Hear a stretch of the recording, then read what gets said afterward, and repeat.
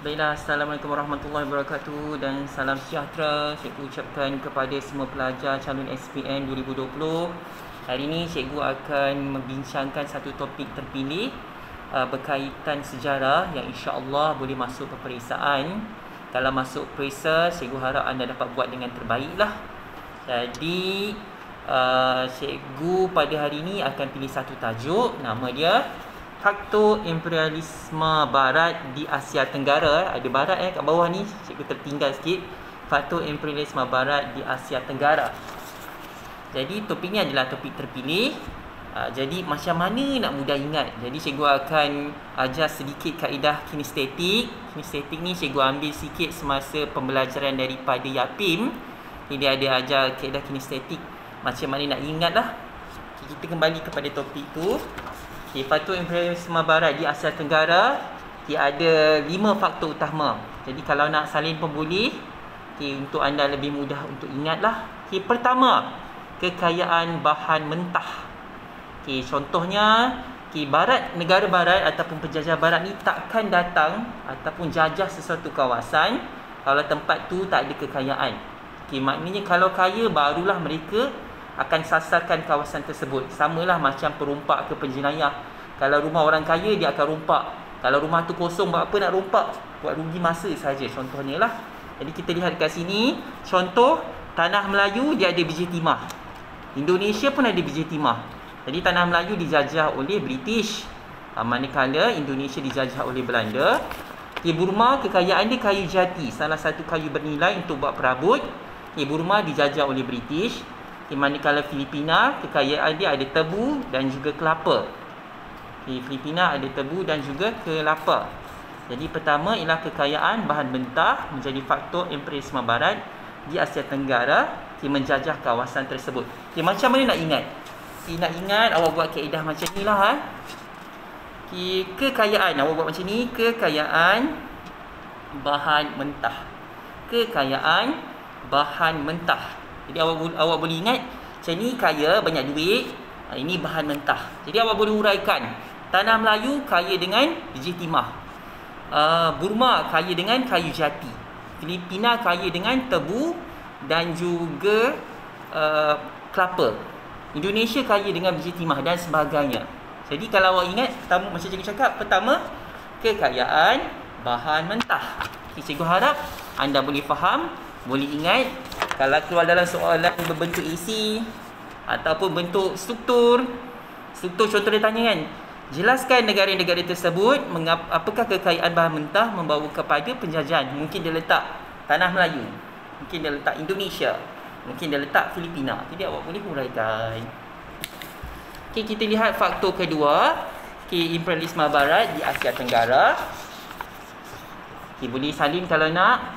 Bawah dia ada peta minda sikit. Sistem pengangkutan, terbalik pula. Sistem pengangkutan dan perhubungan. Ini baru betul. Kita tulis tadi. Sistem pengangkutan dan perhubungan. Sistem pengangkutan dan perhubungan.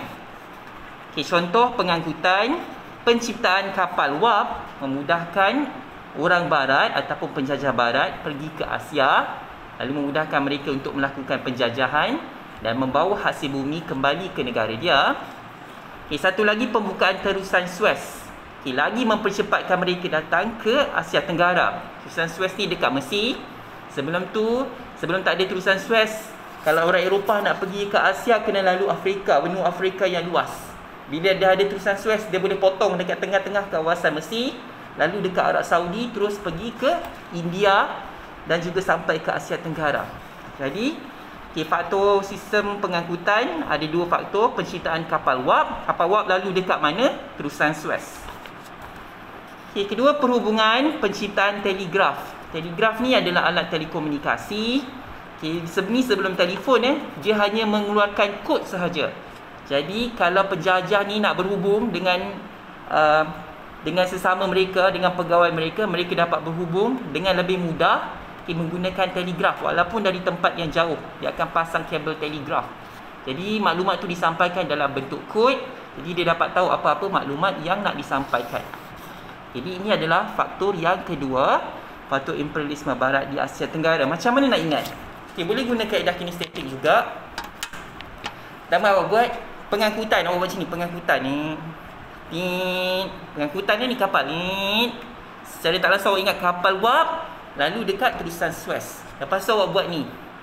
Kring-kring. Okey, kring-kring. Telegraf. Berhubung, telekomunikasi.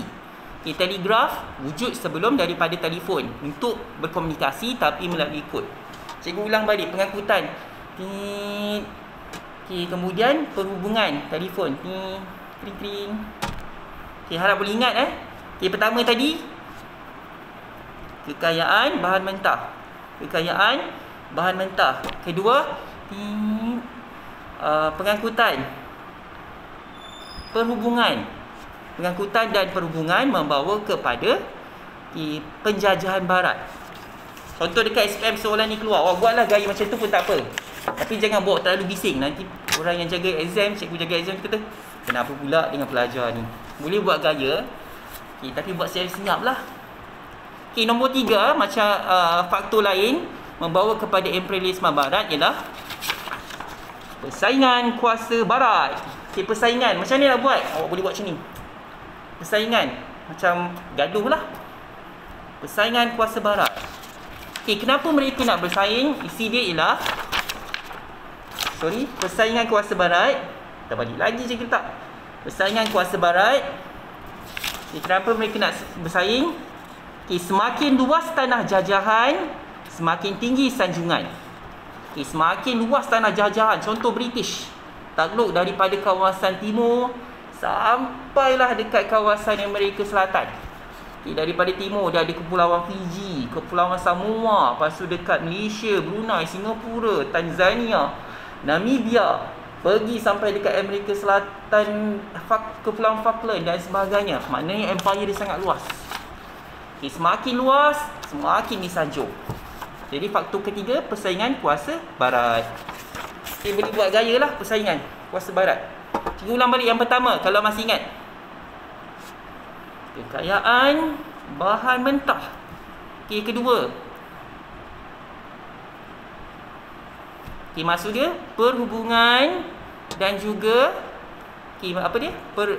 pengangkutan dan perhubungan.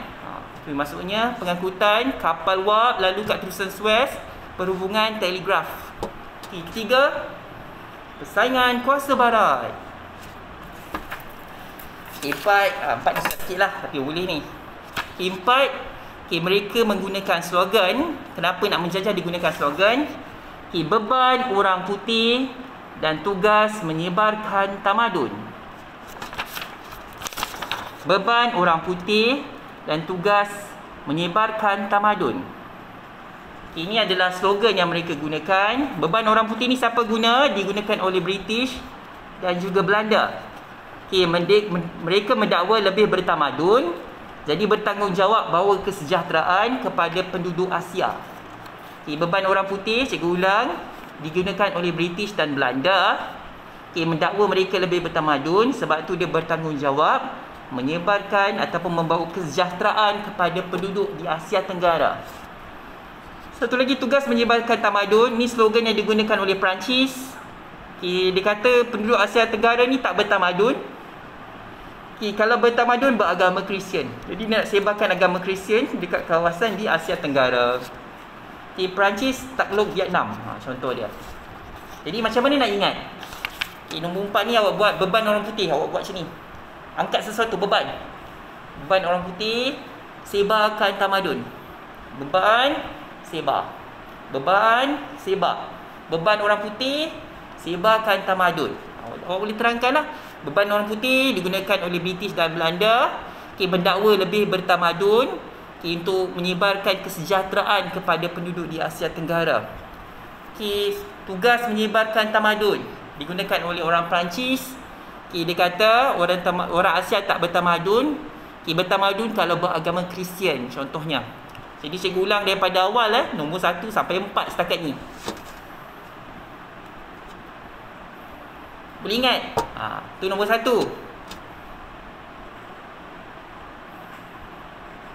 Boleh ingat? Cuba ulang apa cikgu kat ni. Nombor 3 senang. Boleh ingat apa maksud dia? Persaingan kuasa barat bersaing. Semakin luas tanah jajahan, semakin disanjung. Nombor 4, beban orang putih. Okey, menyebarkan tamadun. Okey, boleh terangkanlah. Okey, last sekali ialah faktor imperialisme di Asia Tenggara ialah revolusi perindustrian. Revolusi perindustrian dekat negara Eropah. Ini salah satu yang berlaku Renaissance, Reformation, Revolution. Lepas masa zaman Revolution ni lah penjelajahan terjadi, di mana mereka mula menakluk banyak kawasan tanah jajahan sebab mereka nak dapatkan bahan mentah. Revolusi perindustrian, kemunculan banyak kilang. Bila banyak kilang, perlukan bahan mentah. Contoh, biji timah untuk mengeti makanan. Sebelum dipasarkan dekat negara yang dijajah. Contoh, dia nak jajah China, dapat pasarkan sebab penduduk ramai. Lagi faktor terakhir, revolusi perindustrian, muncul banyak kilang. Industri mesti ada kilang. Bila kilang tak perlukan bahan, jadi nak dapatkan bahan ialah bahan mentah daripada Asia Tenggara. Contoh, biji timah. Nombor 5 nak buat macam mana? Awak buat macam ni,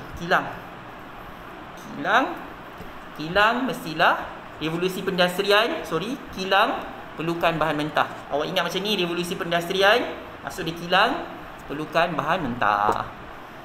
Okey, cikgu harap awak boleh faham. Cikgu ulang balik daripada awal sampai nombor 5, harap boleh ingat. Ni kekayaan bahan mentah. Boleh letak tanah Melayu biji timah, Indonesia biji timah, Filipina tebu kelapa, Burma kayu jati. Faktor kedua ialah ni apa? Pengangkutan kapal wap lalu dekat terusan Suez. Perhubungan, telekomunikasi, telegraf, telefon tak ada lagi masa tu. Nombor 3,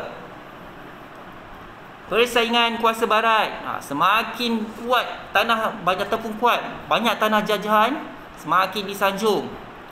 Nombor 4, beban orang putih. Kata diri lebih bertamadun, jadi nak sebarkan kesejahteraan kepada penduduk lain. Tugas menyebarkan tamadun. Orang Perancis, slogan dia, kata agama Kristian, kalau ada agama Kristian baru bertamadun. Nombor 5, bentuk apa ni? Revolusi perindustrian, bentuk kilang. Bila kilang, perlukan bahan mentah. Jadi insyaAllah kalau awak boleh jawab soalan ni, kalau bentuk AC pun boleh jawab dengan bagus. Harap boleh ingat kinestetik tu gaya. Kita kadang bila bentuk kinestetik kita lebih cepat ingat. Itulah kaedah dia. Kalau ada idea lain, cikgu akan cuba buat lah untuk kinestetik juga. Topik seterusnya nanti cikgu akan sambung balik revolusi perindustrian yang hari tu tersangkut. Itu sahaja. Selamat maju jaya kepada pelajar. Jaga diri anda, pakai mask sebelum keluar. Assalamualaikum warahmatullahi wabarakatuh dan salam sejahtera.